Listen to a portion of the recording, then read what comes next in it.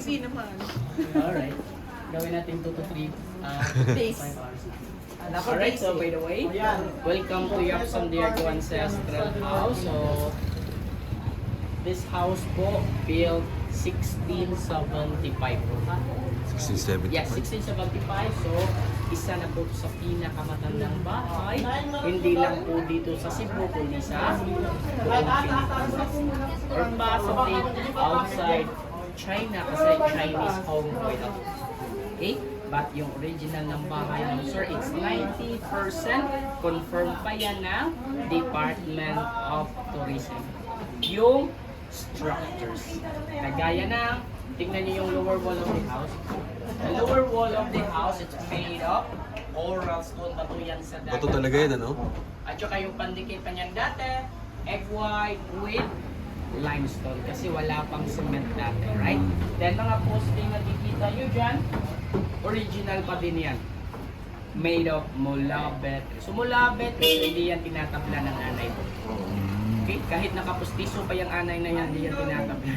Okay, so pati sa itaas, original, hagdan at saka yung roof. So wala pa pong binago dito kahit nung earthquake last 2011 na 13. 6.9 at saka 7.2 magnitude. Especially super typhoon Odette.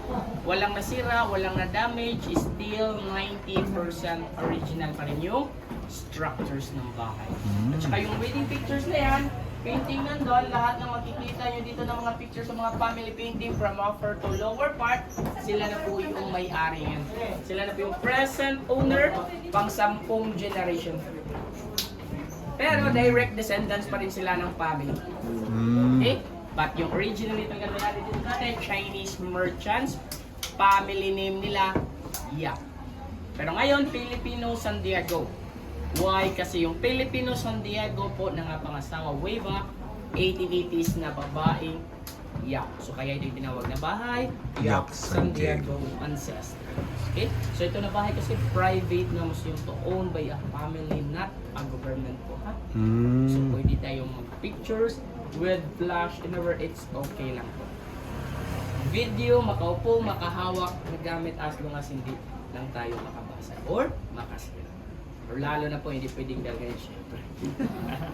Okay, so once again, 1675. So ilang taon na ito?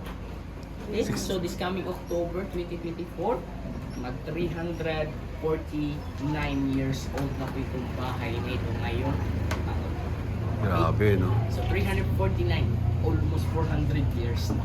Okay, so by the way, the 10th generation of this house is still alive pa rin sila. Boy na po ipa po yan. Yung lalaki 62 years old, yung babae 60 years old. So dito pa rin sila matutulog every weekends. Yes, seriously po, tinutulugan pa rin nila dito kasi ayaw nilang tuluyan ng mga bando nito yung bahay. Every Saturday and Sunday night, kahapon nandito po sila. Okay, malis na sila kaninang umaga. Okay, so functional bedroom po nila ma'am sir sa taas. Pwede kayong pumasok doon at mag-pictures. Okay, at kung napapagod kayo, pwede naman kayong matulog. Alright, so take your time and God bless atin dito. Thank you.